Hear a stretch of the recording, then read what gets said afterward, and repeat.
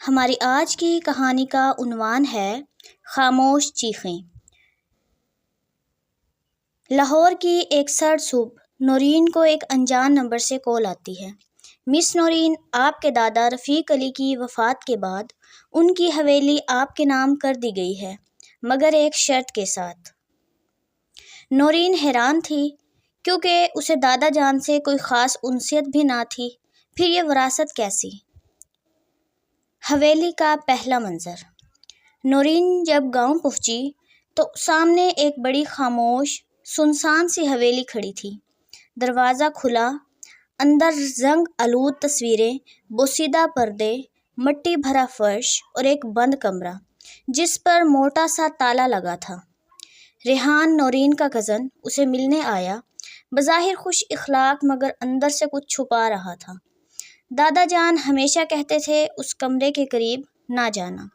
نورین نے پوچھا کیوں؟ ریحان خاموش ہو گیا۔ اسی رات 3 بجے نورین نیند سے چونکی۔ کچھ آوازیں آ رہی تھیں، جیسے کوئی دروازے کے پار چل رہا ہو۔ وہ دبے پاؤں اس بند کمرے تک گئی۔ ہلکی سی ہوا کا جھونکا آیا اور تالا خود بخود کھل گیا۔ اندر اندھیرا، ایک پرانی کرسی، ایک میز، ایک ڈائری پڑی تھی۔ پہلا صفحہ کھولا تو لکھا تھا، اگر تم نے یہ پڑھ لیا تو تم بھی میری طرح مر جاؤ گی۔ نورین کا دل تیزی سے دھڑکنے لگا، مگر اس نے صفحے پلٹنا شروع کیے۔ ڈائری دادا جان کی تھی۔ لکھا تھا، میں نے اپنی چھوٹی بہن کو زندہ جلایا۔ اس نے ایک ہندو لڑکے سے محبت کی اور میں نے خاندان کی عزت کے لیے اسے مٹی میں دفنا دیا۔ نورین سن رہ گئی۔ کیا یہ سب سچ تھا؟ کیا اس حویلی میں خون بہایا گیا تھا؟ ریحان کی حقیقت۔ صبح ہوتے ہی نورین نے ریحان کو ڈائری دکھائی۔ ریحان گھبرا گیا، غصے میں آ کر بولا، تمہیں وہ کمرہ نہیں کھولنا چاہیے تھا۔ میں نے وہ ڈائری چھپائی تھی تاکہ خاندان کا راز دفن رہے۔ نورین نے کہا، میں یہ سچ دنیا کو دکھاؤں گی۔ ریحان کی آنکھوں میں خون اتر آیا، تو تم بھی زندہ نہیں بچو گی۔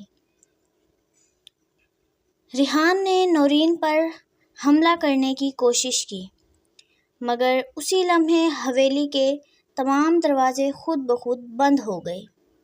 ہر دیوار سے ایک عورت کی چیخ سنائی دی، جس میں آواز آ رہی تھی کہ جس نے میرے خون کا راز چھپایا وہ بھی قاتل ہے۔ یعنی ریحان نے اس قتل کا راز چھپایا اور اس ڈائری تک پہنچنے نہ دیا، اس لیے اسے بھی قاتل کہا جا رہا تھا۔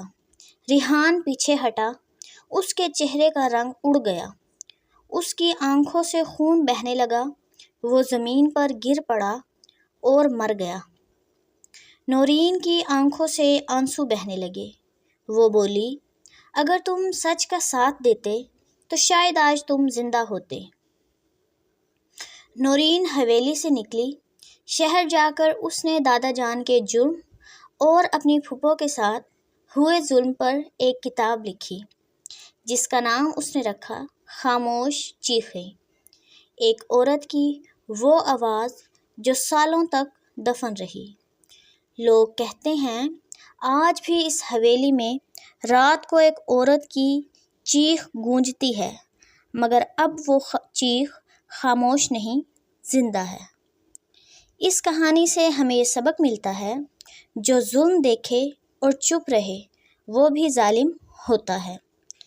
ریحان نے قتل نہیں کیا تھا، مگر سچ کو چھپایا، ظلم کا ساتھ دیا اور اسی کا انجام پایا اور اپنی جان سے ہاتھ دھو بیٹھا۔